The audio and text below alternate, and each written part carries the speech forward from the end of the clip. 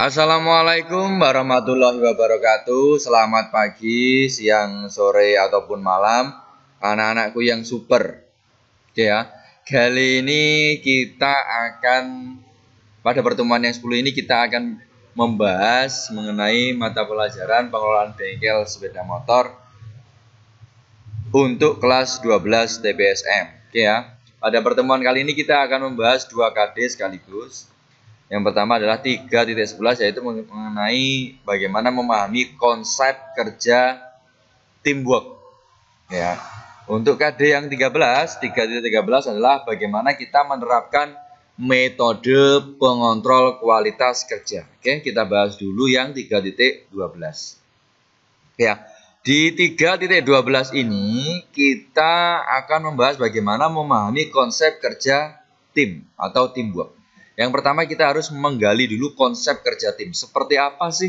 Kemudian kita harus bisa mencontohkan dan kemudian kita menjelaskan. Ya. Untuk 4.12-nya melaksanakan kerja tim, kita harus melakukan pertemuan luring. Ya. Seperti itu. Kemudian ke 3.13 bagaimana kita menerapkan metode pengontrol kualitas kerja. Ya, ini sini adalah yang pertama kita harus bisa mengklasifikasi metode, kita pilih-pilih dulu, kemudian kita terapkan apa yang pas dan terakhir kita laksanakan. Oke, ini nanti dari proses ini kita diharapkan bisa menggunakan metode yang paling efisien di bengkel yang akan kita gunakan. Oke ya, kita berlanjut ke materi 1 mengenai 3.12, yaitu memahami konsep kerja atau teamwork. Kurang lebih seperti ini. Yang pertama, apa sih yang menjadi konsep dan menjadi manfaatnya? Yang pertama, ketika kita menerapkan atau kita bisa memahami konsep teamwork, ini akan bisa meningkatkan efisiensi kerja. Ya. Jadi kalau bisa waktu, tenaga, dan lain-lain seminimal mungkin, akan tetapi yang diharapkan adalah hasil yang sangat maksimal. Oke. Kemudian mempunyai banyak ide kreatif.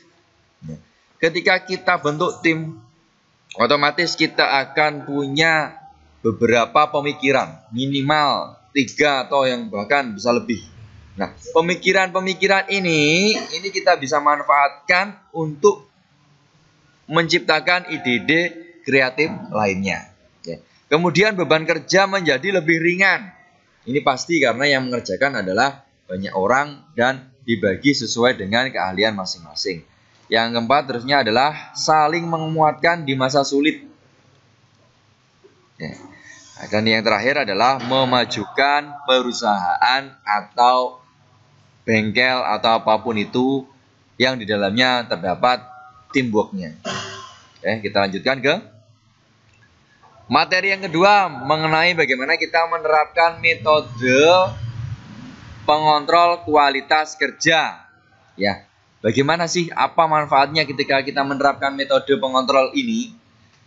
Yang pertama kita adalah dapat jaminan kualitas. Jaminan kualitas ini adalah jaminan kualitas produk, entah itu jasa maupun produk jadi.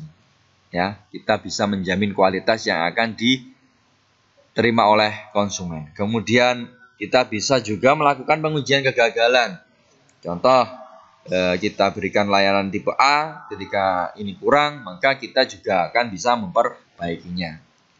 Kemudian kontrol statistik. Di kontrol statistik ini kita bisa mengambil contoh dari apa yang kita hasilkan, apa yang menjadi produk kita.